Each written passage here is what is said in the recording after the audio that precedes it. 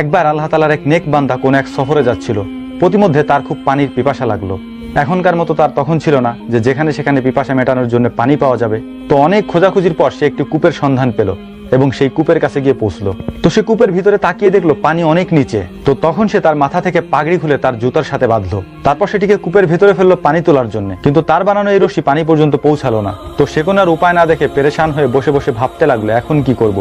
ঠিক সেই সময় একটি হরিণ দৌড়ে সেখানে আসলো। হরিণ এসে কূপের ভিতরে তাকিয়ে দেখলো পানি অনেক নিচে। তো হরিণ তো আর নিচে যেতে পারবে না। তো সে আকাশের দিকে তাকালো, হে পানির মালিক, বোবা প্রাণী আমি, আমাকে পানি পান করাও। তো তখন কূপের পানি ঢেউয়ের মতো উপরের দিকে উঠে আসতে লাগলো।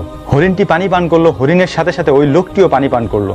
পানি পান করার শেষে হরিণ যখন পিছনের দিকে ঘুরলো, সাথে সাথে পানি আবার নিচের দিকে চলে গেল।